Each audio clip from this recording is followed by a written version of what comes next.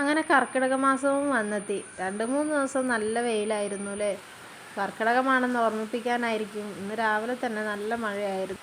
ഓരോ നാട്ടിലും വ്യത്യസ്തമായ ആചാരങ്ങളാണല്ലോ. ഞങ്ങൾ കോഴിക്കോടായിരുന്നപ്പോൾ രാവിലെ എഴുന്നേറ്റ് ശിവബോധി വെക്കും കേട്ടോ കർക്കിടക മാസത്തിൽ. പക്ഷെ നിലമ്പൂരെത്തിയപ്പോൾ എല്ലാവരും ചോദിക്കും ഇതെന്താണെന്ന് ചോദിക്കും. അപ്പോൾ നിങ്ങളുടെ നാട്ടിൽ ഇതുണ്ടോയെന്ന് കമൻറ്റ് ചെയ്യണേ. അപ്പോൾ നമ്മുടെ ശീലങ്ങൾ നമുക്ക് ഒഴിവാക്കാൻ കഴിയില്ലല്ലോ. ഇന്ന് പൊതിച്ചോറ് കൊടുക്കേണ്ട ദിവസമായിരുന്നു കേട്ടോ. അതുകൊണ്ട് തന്നെ രാവിലെ നേരത്തെ എഴുന്നേറ്റു. പോരാത്തതിനൊന്ന് വെള്ളിയാഴ്ചയും കൂടിയാണ്, രക്ഷയ്ക്ക് നേരത്തെ പോകണം. അപ്പോൾ നമ്മൾ പൊതിച്ചോറിൽ മീൻ വറുത്തത്, ഒരു പയറുതോരൻ, പപ്പടം, അതുപോലെ തന്നെ സാമ്പാർ, ഇത്രയാണ് വെക്കുന്നത്. ഇത് മഞ്ചേരി മെഡിക്കൽ കോളേജിലേക്കാണ് കേട്ടോ കൊണ്ടുപോകുന്നത്.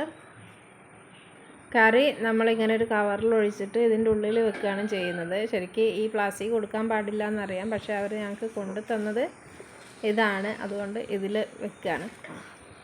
അങ്ങനെ ഇത് വെക്കാനും വിളമ്പാനും ഒക്കെ എളുപ്പമാണ്. പക്ഷേ ഇതിനുള്ളൊരു ടാസ്ക് എന്ന് പറയുന്നത് ഇത് പൊതിയലാണ്. പൊതിയാൻ എനിക്ക് വലിയ ഐഡിയ ഒന്നുമില്ല, എന്നാലും ഞാൻ പൊതിഞ്ഞ് നോക്കുകയാണ്.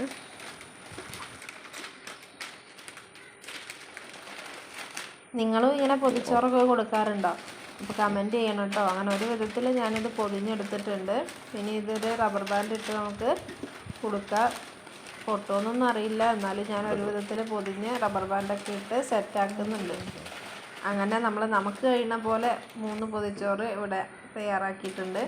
ഇനി ഇത് അവർ വന്ന് കൊണ്ടുപോകും. അപ്പോൾ ഇന്നത്തെ വീഡിയോ ഇത്രയേ ഉള്ളൂ കേട്ടോ. അപ്പോൾ ഇഷ്ടമായ എല്ലാവരും ലൈക്ക് ചെയ്യാനും സപ്പോർട്ട് ചെയ്യാനും മറക്കല്ലേ.